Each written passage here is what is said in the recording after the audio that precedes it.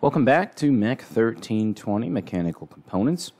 We are working through Chapter 13 in your book, and we're going to talk about different types of couplings, all right, where we can, extend our shafts and do different things like that, like we've done in our labs, okay? So, couplings, all right, or shaft couplings, they're sleeves that provide a connection between shafts rotating at high speeds and able to transmit the torque and power. So, we used a lot of these already in the gear labs, and we use them, in the other labs as well with the belt drives and chain drives, because you're connecting up your proning brake. All right, the brake drum is going on a shaft as well. So, lots of different ways that we use these already. The three types of couplings that are most common, we have a rigid coupling, a flexible coupling, and a universal joint. We're going to go into each one kind of in detail here.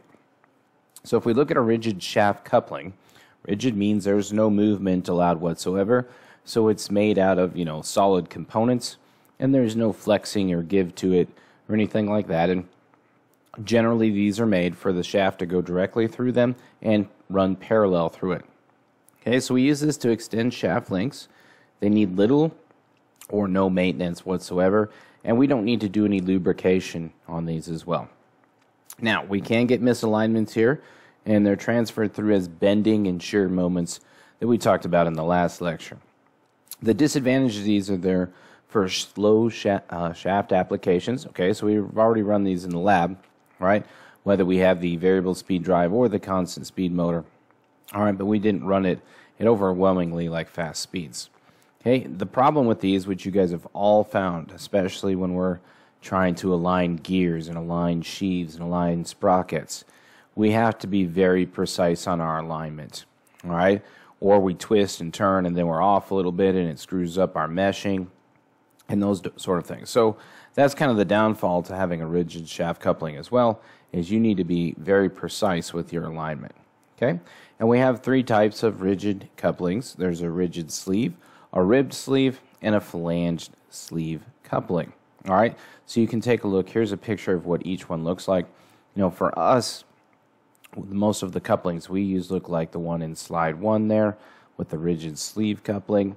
The ribbed one, you can see the difference in there, or it has strength of support in there, and we actually have a lot stronger connection to that. We also have the flanged sleeve coupling, so you can kind of see how it sits almost on a gear as it rotates around.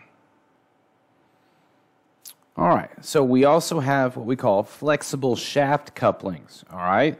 So we can use these to help with any type of shaft misalignment that might come up. So they're flexible couplings, all right, and they can absorb torsional and shock loads and dampen vibrations. So you can kind of see, all right, how there's grooves in the picture here, right? So that allows us to flex that coupling a little bit, all right, so that we don't have to be as precise on our alignment. So we can look at a couple different types. We have a non-metallic, okay, an elastomeric flexible coupling or metallic flexible coupling. So you can kind of see there, all right, it has some bending moments in it for us, and we're still able to kind of, transmit torque and speed and those different things, but we don't have to be as precise on our alignments like we are, when we're doing our labs and doing those builds. Okay. Ones most common that you guys have seen in labs, right, are the jaw couplings. So we have two hubs separated by an asterisk-shaped spider, all right?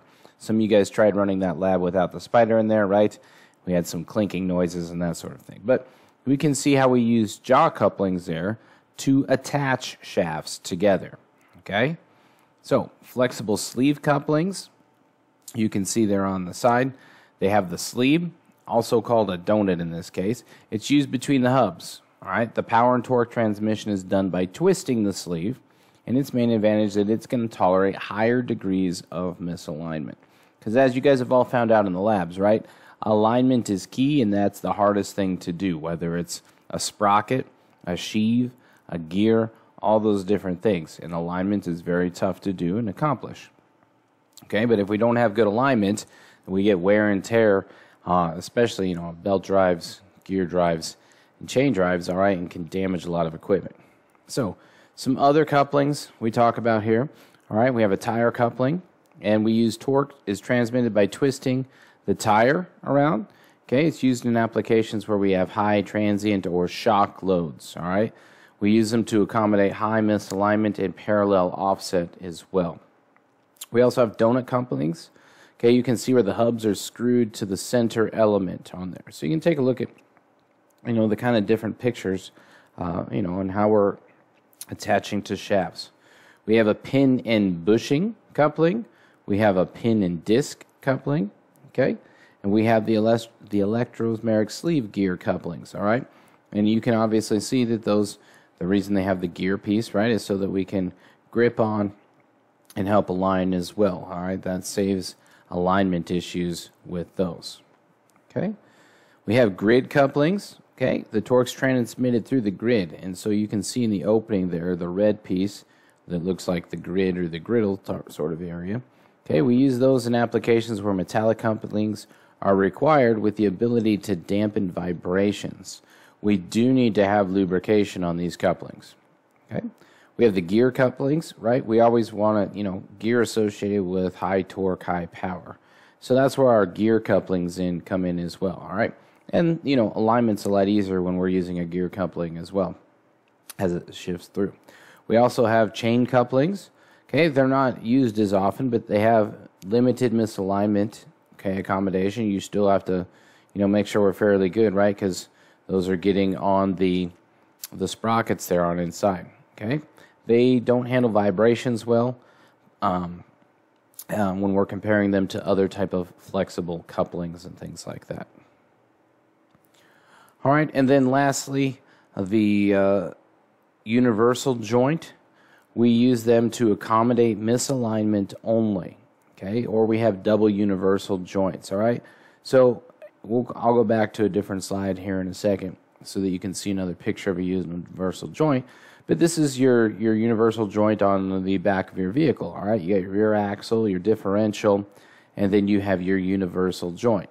That completely helps us, all right, accommodate misalignment, all right, so we don't have to be perfectly aligned. So I'm going to flip back to one of the first slides, and we're back here to one of the beginning slides. All right, you can see what the universal joint looks like. Also is going to help us if we're going to be at different angles and that sort of thing. But it's strictly to help us overcome any misalignment issues. We're going to use a universal joint. But that is it, all right? So for talking about joints and couplings, right, and being able to attach shafts together, all right, where we have our rigid, our flexible, and our universal joints when we align those shafts. So that's the end of this chapter, guys. If you have any questions, feel free to email me or ask me any questions in class, all right? This should all kind of be a review of earlier stuff that we've done in labs on the mechanical trainer. So else, guys, have a great day. I'll catch up with you in class.